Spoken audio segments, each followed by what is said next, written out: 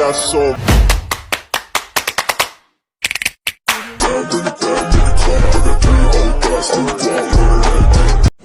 Assalamualaikum warahmatullahi wabarakatuh.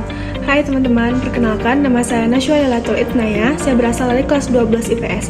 Pada video kali ini saya akan membahas tentang salah satu konflik-konflik yang terjadi di dunia, yaitu dalam materi saya, yaitu adalah konflik Afrika.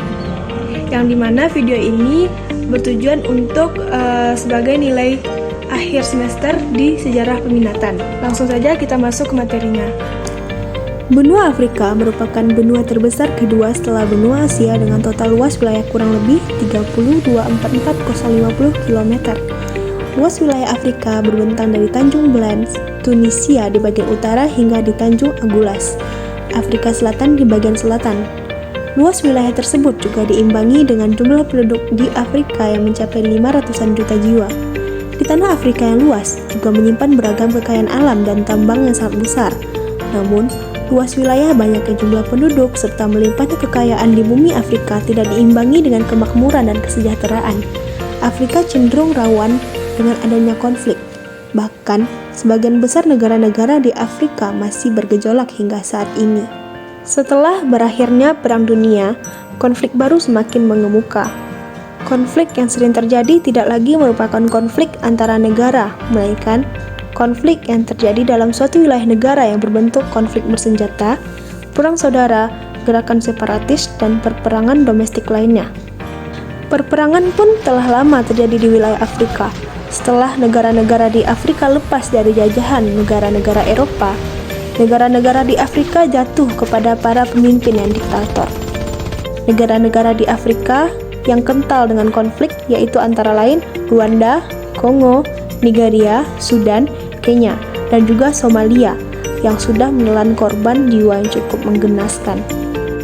Yang pertama, konflik Kongo. Sebab atau latar belakang terjadinya konflik di Kongo.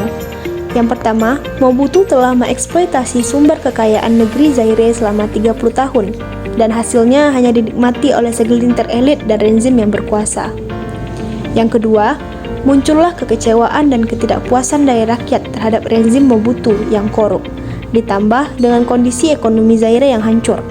Pihak-pihak yang terlibat dalam konflik Kongo ini adalah Mobutu Sese Seko, yaitu adalah Presiden Kongo, dan Laurent Desire Kabila, yaitu adalah Presiden Zaire.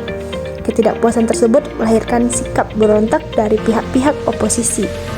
Salah satunya adalah pemberontakan Popular Revolutionary Party, PRK, atau Partai Revolusioner Populer di bawah pimpinan Laurent Desire Kabila.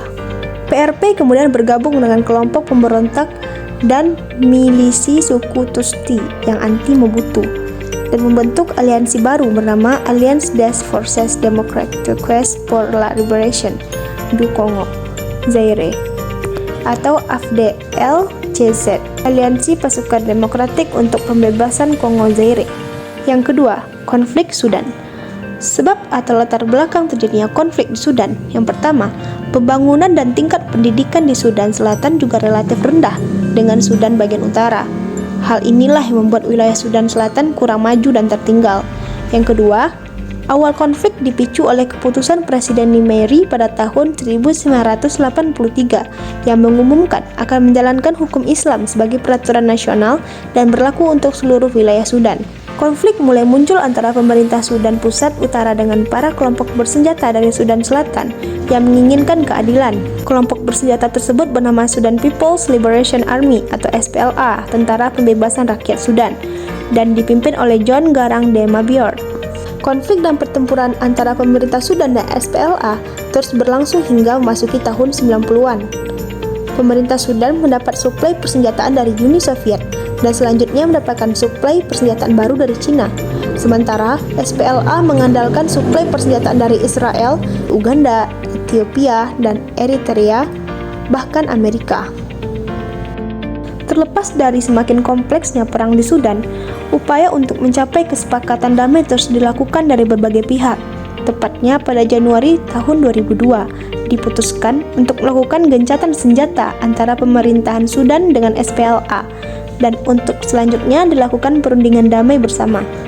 Perjanjian damai pun tercapai pada tahun 2005 di Nairobi, Kenya, Afrika Timur. Januari 2011 diadakan referendum yang menghasilkan keputusan kemerdekaan Bafi Sudan Selatan, Salva Kiir Mayardit sebagai presidennya. Meskipun antara Sudan Utara dan Sudan Selatan telah melakukan perdamaian, namun Sudan masih dibayangi oleh beragam konflik dan perang sipil akibat beragam perbedaan. Yang ketiga, konflik Somalia. Sebab atau latar belakang terjadinya konflik di Somalia, yang pertama, keragaman suku yang tinggal di Somalia tidak diimbangi dengan persatuan dan keharmonisan. Kondisi domestik Somalia juga semakin memburuk akibat merosotnya perekonomian negara dan semakin jenuhnya rakyat terhadap gaya pemerintahan otoriter rezim Barre. Konflik di Somalia sudah berlangsung sejak tahun 1988 dan berkembang menjadi perang sipil pada tahun 1991 yang bahkan masih berlangsung hingga sekarang. Kepemimpinan Barre ini kemudian memunculkan kelompok-kelompok pemberontak yang berusaha menggulingkannya. Beberapa kelompok pemberontak yang menentang rezim Barre diantaranya 1. Somali Salvation Democratic Front (SSDF), Front Demokratik Keselamatan Somalia. Yang kedua, Somali National Movement (SNM), Gerakan Nasional Somalia. Yang ketiga, Somali Patriot Movement (SPM), Gerakan Patriot Somalia. Yang keempat, United Somali Congress (USC), Dewan Somalia Bersatu. Perang antar sempalan negara dan kelompok-kelompok militer tersebut diperparah dengan keterlibatan negara yang menerjunkan pasukan untuk menangkal peperangan yang merembet ke negaranya. Di antaranya adalah negara Kenya dan negara Ethiopia. Sedangkan korban terus berjatuhan akibat perang, kelaparan, dan penyakit akibat buruknya kondisi di Somalia. Yang terakhir adalah konflik Afrika Tengah. Sebab atau latar belakang konflik di Afrika Tengah, yang pertama, naiknya Bozize sebagai penguasa Afrika Tengah memunculkan respon ketidakpuasan dan pemberontakan dari kelompok-kelompok kontra pemerintah tersebut. Juga dilatar belakangi atas ketidakpuasan mereka atas isu praktik korupsi, kolusi, dan nepotisme (KKN), serta tindakan eksploitasi tambang berlian di Afrika Tengah untuk kepentingan Bozize sendiri. Yang kedua, aksi pemberontakan kelompok tersebut kemudian direspons oleh rezim Bozize dengan mengarahkan pasukan militer dan meletuslah Perang Belukar Afrika Tengah.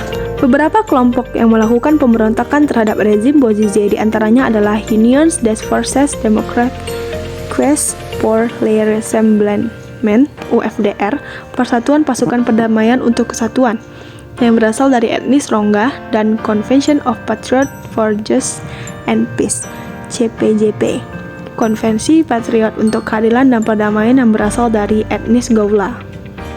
Perang Belukar akhirnya berhenti pada tahun 2007 dengan perjanjian damai di kota Birao antara pihak pemerintah Afrika dengan pemberontak.